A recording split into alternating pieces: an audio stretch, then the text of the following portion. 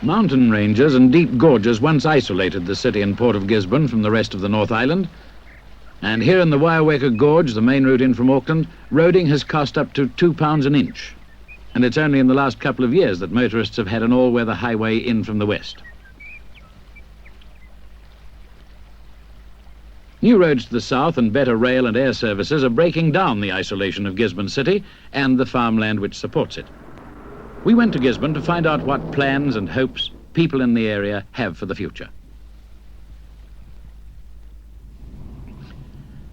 Around the city lies the 14,000-acre Gisborne Plain. 60% of New Zealand's maize crop is grown here, along with a great variety of fruit and vegetables, stud sheep, cattle. The city depends on the land, and the main street is lined with offices and stores of stock and station agents.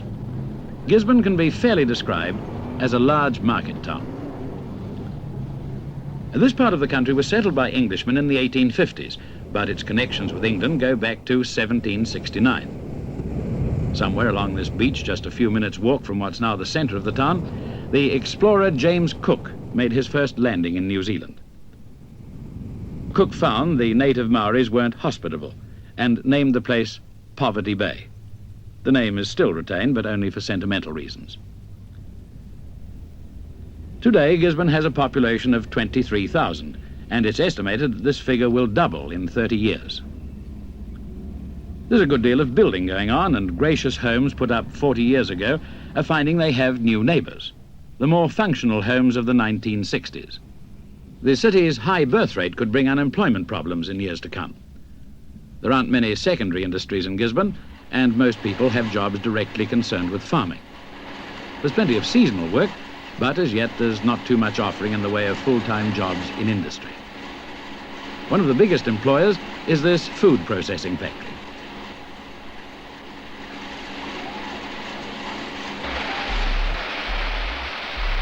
Mr. Watty, you would be one of the largest employers of labour in Gisborne and the East Coast. Yes, that is correct. We employ around 750 people through our seasonal period, through the summer months. And during the winter months, we employ in the vicinity of 250 people. Well, now, what does it mean to the community in pounds, shillings and pence, the sums paid out for workers and for the produce that you process? Well, in the course of 12 months, we pay out just over £500,000 by way of wages and payments to growers for the various crops which they pass into the factory for processing.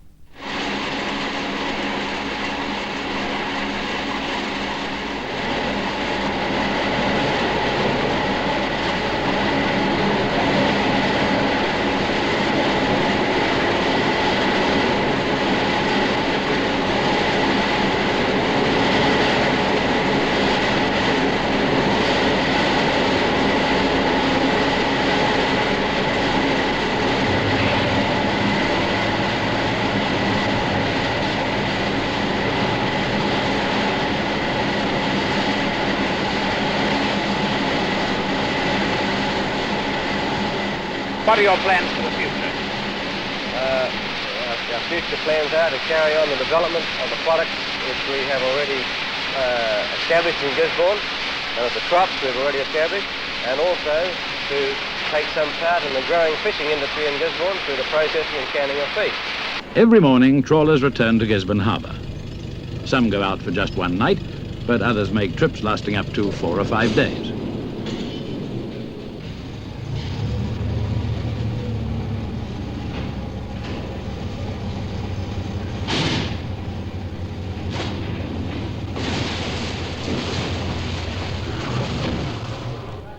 Between them, the 5 Gisborne fisheries catch 6% of New Zealand's fish.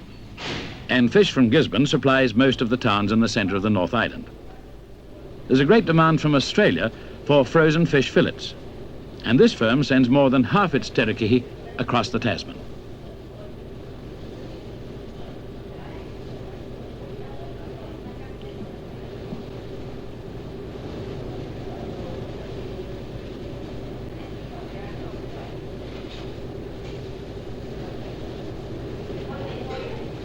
Each year, more and more fish is frozen and shipped out of the port.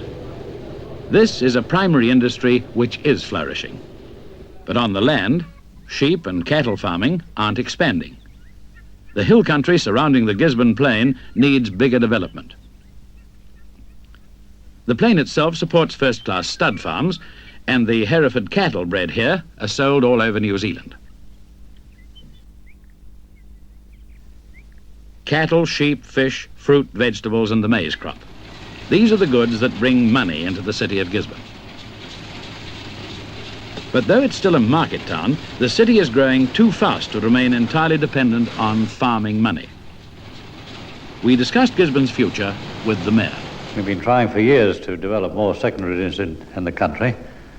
Primary industries, of course, are very largely seasonal, and our efforts are all directed at obtaining a wider diversification of activity so that we can employ the people all the year round.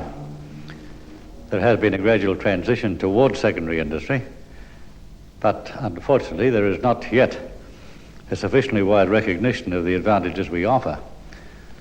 Probably the first requirement of industry today, in a country where there is over full employment, is to obtain adequate labour. And in this district we're perhaps fortunate that we have an unusually large labour potential that could be tapped if there were the demand for it. Are conscious of what they can do. I do to some extent, Selwyn, but I think that there is a great deal more they can do and will do. In the past 3 or 4 years, a great deal of publicity has been given to development, and the public is becoming more and more conscious of it. I think the response is developing and will gain in momentum. Well, let's find out, shall we? What do you like about Gisborne? Well, everything. It seems to have everything. And are you doing anything to further the interests of Gisborne yourself, or do you care about Gisborne at all? Well, yes, I do care about it. I haven't done very much. I don't have that much time. But Oh, I like the climate. There's plenty of beaches, and we've got a car. There's always plenty of places to go, and the scenery's marvellous. Do you hope to spend the rest of your life in Gisborne? No, I'd like to. It's a good place. Why is it a good place for a boy of 15? Oh, plenty of life. Do you think enough is being done for the youth of Gisborne?